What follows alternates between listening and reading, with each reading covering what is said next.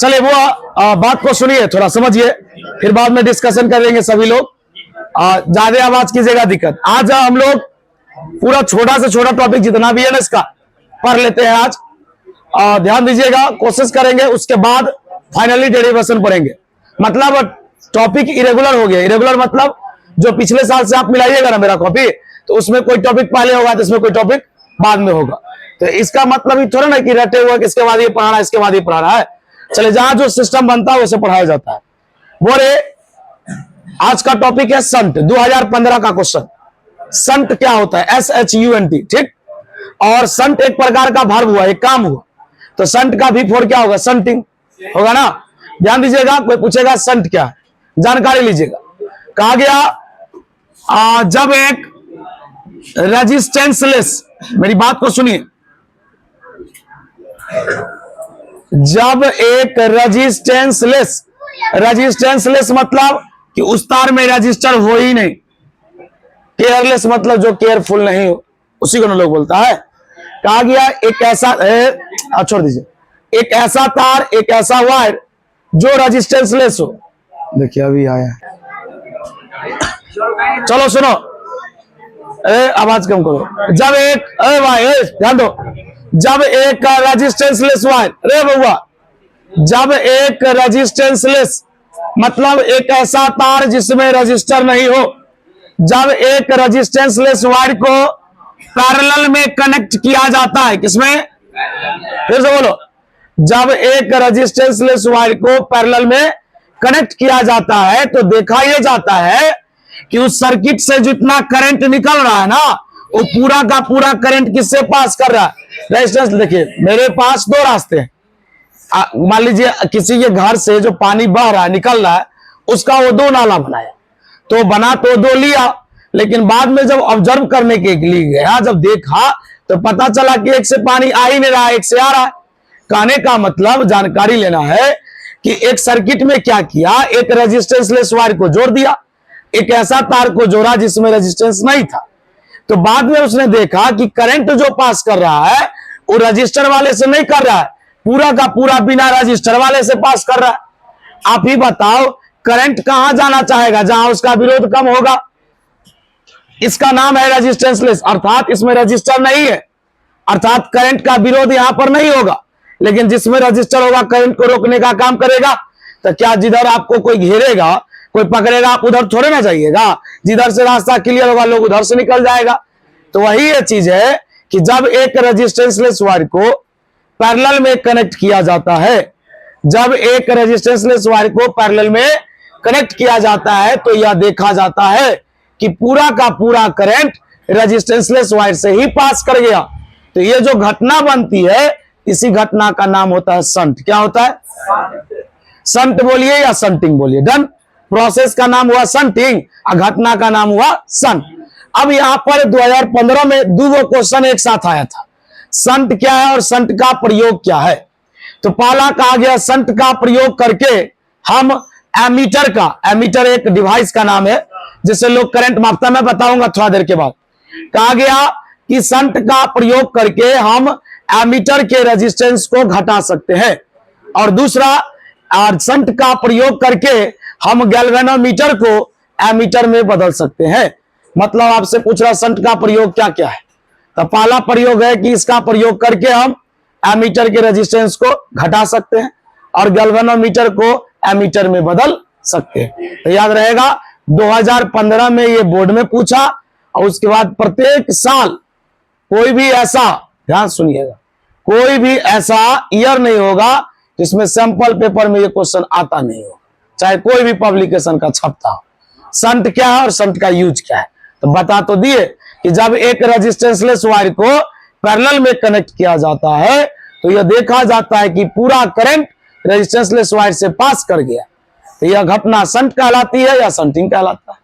कोई दिक्कत?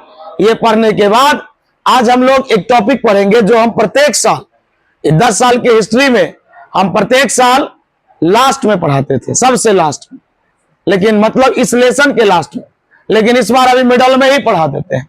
इसका नाम है कलर कोड रजिस्टर। क्या नाम है? अब लोग कहेगा कलर कोड, इसका पूरा नाम है colour code of carbon resistor. शांति से सुनिए ना, दूगो टॉपिक पढ़ा के भेजेंगे, कोई दिक्कत नहीं। कलर कोड कार्बन रजिस्टर या colour code of carbon register या कलर कोड रजिस्टर। अब इससे क्वेश्चन कैसे आता है, तो विगत 3 वर्षों से मैंने देखा है, 4 वर्षों से, कि कलर का कोड है अपना, मतलब ये है क्या, सो बताएंगे कलर कोड रजिस्टर क्या होता है।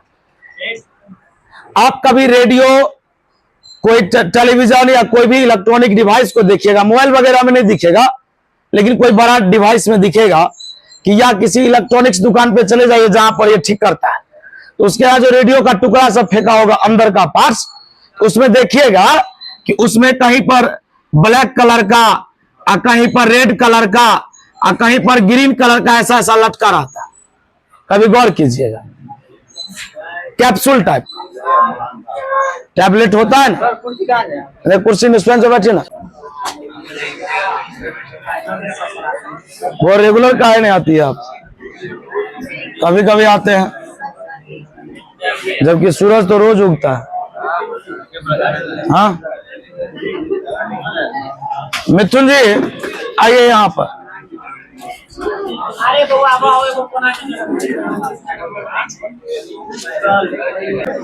चलिए आइए, सुनिए बुआ, छापिएगा नहीं, बोलो, ध्यान दो। वह ना क्या हुआ, बोलिए बोलिए। वह ना छापिएगा नहीं, पहले समझिए। When a resistanceless wire is connected in, हल्ला कीजिएगा, खुद उड़ेगा। जब एक रेजिस्टेंसलेस वायर को पैरेलल में कनेक्ट किया जाता है, then all current is pass through the resistanceless wire. Resistanceless, this phenomena is called, इतना अलग काय कर रहा है, this phenomena is called, यह घटना कहलाती है, या तो आप इसको संट बोलेंगे या आप संटिंग बोलेंगे। चलिए, टॉपिक है यूजेज ऑफ संट। हाँ तो पागल है, जाने दो। देखो यूजेज ऑफ संट, अरे ध्यान दो, अरे शांत रहो ना यार, शांत, जब पढ़ा रहे शांति से रहो। देखो, there are following usages of shunt. Shunt के निम्नलिखित प्रयोग है। पहला, it decrease the resistance of, it decrease the resistance of ammeter। दूसरा, galvanometer. Galvanometer is change into ammeter with the help of, पहले इसको लिखो, बड़े इंक है, वो इंक था ना यहाँ पे। अरे सुनो ना यार, पहले सुनो, ये 2015 का क्वेश्चन है और प्रत्येक वर्ष, मतलब 2015 में बोर्ड में पूछा था, और सैंपल पेपर में उसके बाद प्रत्येक साल आया, उसके बाद बोर्ड में नहीं आया। हाँ, ऑब्जेक्टिव एक बार आया था कि आप बताइए कि संटिंग में जो वायर का प्रयोग किया जाता है वो रजिस्टर वाला वायर होता है कि रेजिस्टेंसलेस होता है? रेजिस्टेंसलेस। पूरा का पूरा करंट किससे जाएगा? मतलब एक बात भाई, एक जगह थोड़ा सा विरोध हो रहा है, एक जगह पूरा विरोध हो ही नहीं रहा है, तो लोग तो कोशिश करेगा उस होकर के जाओ जहां विरोध नहीं है। और ये जानकारी लीजिएगा, बुआरे छापिएगा नहीं।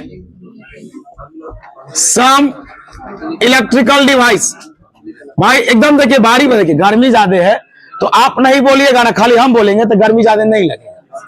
आप खुद बोलने लगेगा, दिक्कत हो जाएगा। देखिए बोले सम इलेक्ट्रिकल डिवाइस, बोले पहला नंबर अमीटर। बोलिए अमीटर, ध्यान दीजिएगा। अमीटर को लोग ऐसे दिखाता है, वोल्ट मीटर। ध्यान दीजिए ना, आवाज क्या कर रहा है? Volt meter. तीसरा गैल्वेनोमीटर। आप शांतिपूर्वक देखिए। बुआरे चलिए पहला नंबर से स्टार्ट करेंगे, आप पूरा बात बताएंगे, आप थोड़ा सा शांत रहिएगा, आप ही को पूरा बात समझ में आएगा।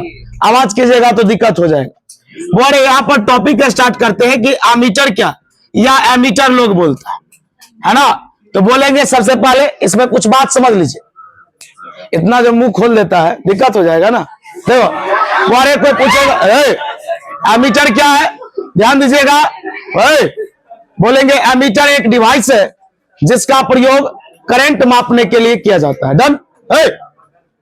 एमीटर एक डिवाइस है जिसका प्रयोग सर्किट में करंट मापने के लिए किया जाता है। दूसरा, किसी भी सर्किट में एमीटर को हमेशा सीरीज में कनेक्ट किया जाता है। किसमें? दो बात डन। तीसरा, रेजिस्टेंस ऑफ आइडियल एमीटर।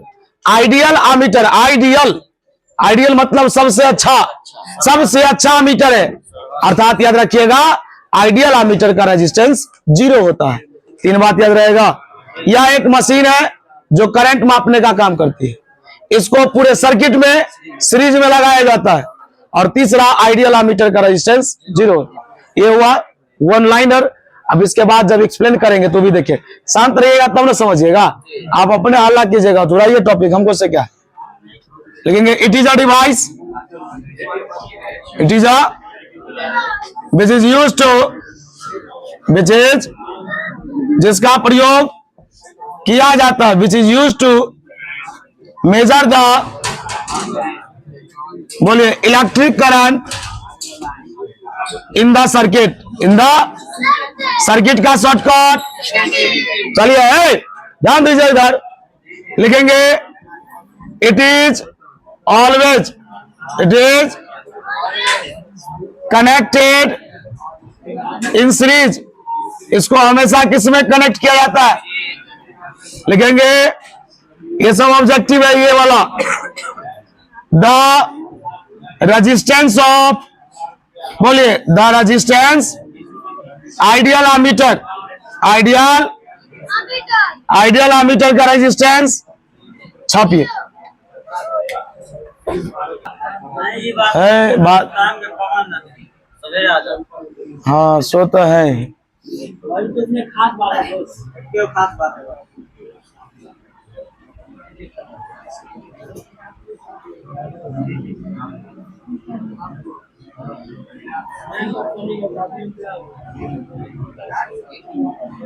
देखिए बुआ, ये सब चीज देखिए, ड्यूटी होता है। आप कोई भी काम करते हैं ना, परिवार फलना चिलना सब क्या जिम्मेदारी सबके पास होता है, बट लोग अपना काम खुद उस प्रकार करना चाहिए ना जिसमें किसी भी प्रकार की प्रॉब्लम ना हो। चलिए जानकारी लीजिएगा। अरे पहलवान ध्यान दो, बताइए पॉजिटिव,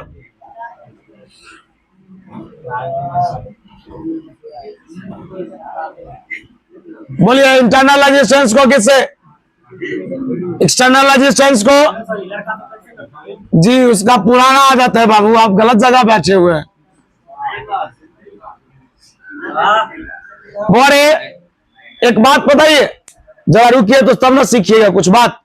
बोलिए जब इस सेल से करंट गया, जैसे जैसे ही करंट जा रहा, चलिए इसके साथ, तो जब इसके साथ गए तो हम लोग को रास्ता एक दिखाई दिया कि एक से अधिक, एक रास्ता है।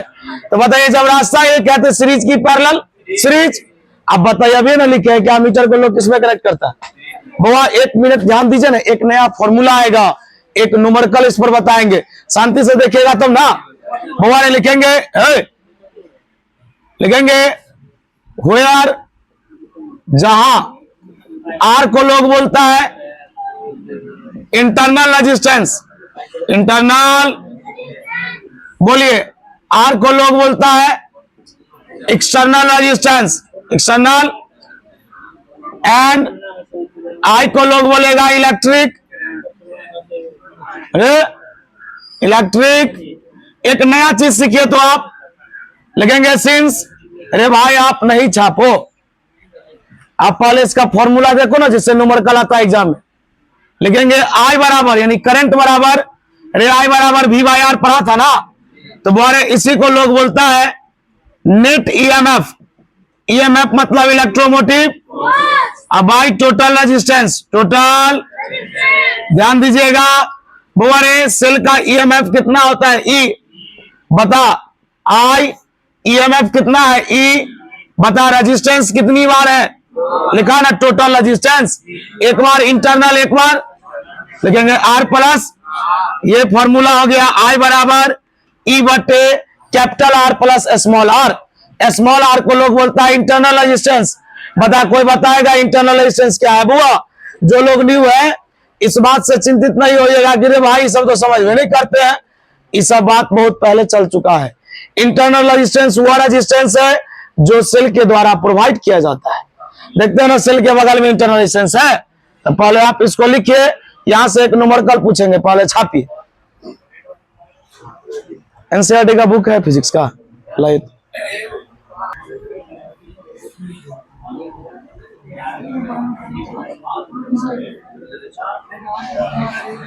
चलिए आप थोड़ा सा आवाज नहीं कीजिएगा।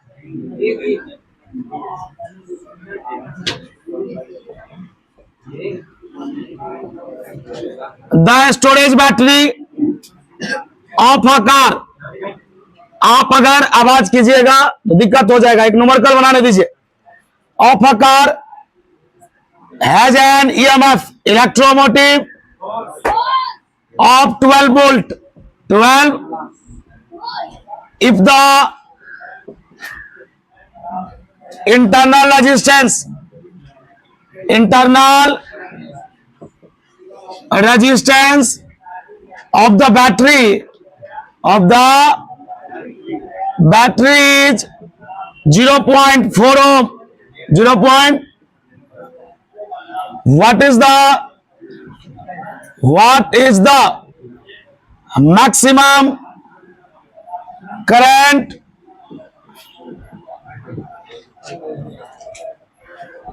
that can be drawn, खींचा जाता है from the battery? पहले समझो बोले, 2 मिनट का समय दो। बोले सुन, रुको, एक कार का स्टोरेज बैटरी है, बोल उसका ईएमएफ कितना दिया? रुकेगा तब ना सीखेगा। बता, गिवन दैट, बता कार का ईएमएफ कितना दिया? 12 वोल्ट। बता रेजिस्टेंस, इंटरनल रेजिस्टेंस दिया कितना? 0. तुमसे करंट पूछ रहा है, कैसा करंट?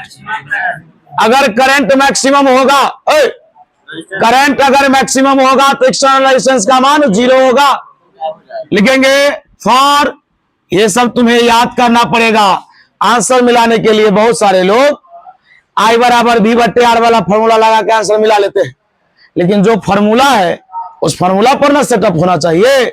यहां पर लिखा है for maximum current, maximum current के लिए बताइए रेजिस्टेंस का मान कितना होगा? लिखेंगे सिंस, चूंकि फॉर्मूला बोलते रहे आई बराबर ई बट्टे आर प्लस, करंट का मान नहीं ना पता, इसका मान बोल, वाह, रेजिस्टेंस 0, 0.4, 12 दशमलव उड़ा 4/10, 4/, दशमलव हटेगा तो एक आएगा, ये आता है ना, तो बताइए 10 कहां जाएगा? ऊपर। 12 इंटू 10/4, 4 3 जा बराबर 30 एम्पियर। समझ में आया तो भी ठीक है, नहीं आया तो भी ठीक है, छापो। जा बनाइए ना सवाल।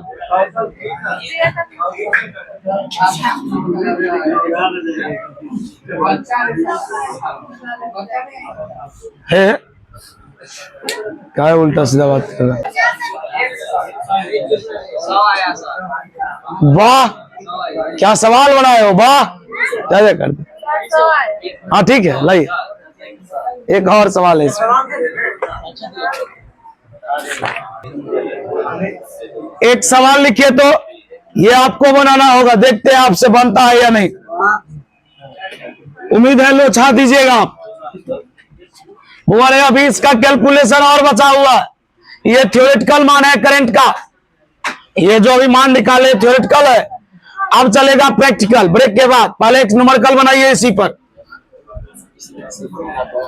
हाँ सेम ऐसा ही सब मैटर दिया हुआ है।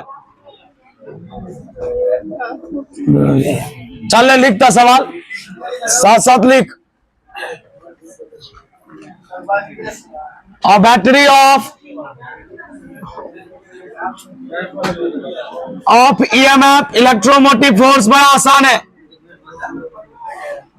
10 वोल्ट एंड इंटरनल रेजिस्टेंस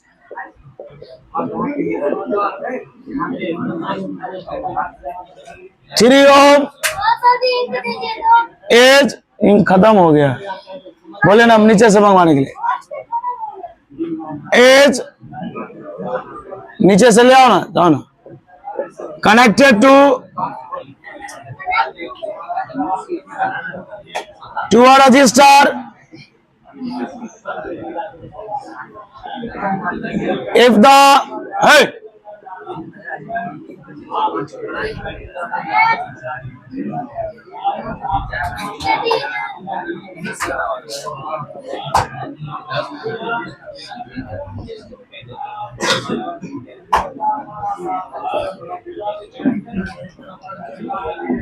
निकाल के दिखाओ, बनाओ।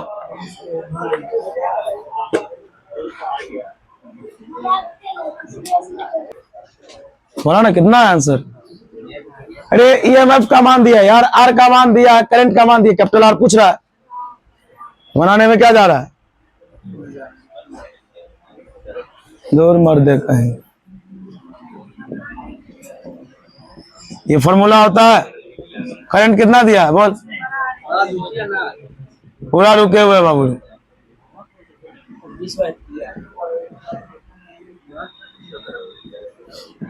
क्रॉस गुना करो।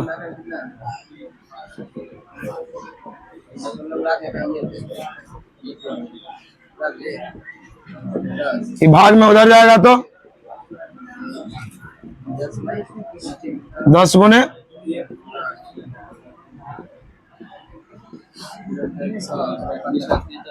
प्लस उधर जाएगा। क्या बोल रहा हो। चलो ठीक है, आज के लिए रहने दो इतना ही।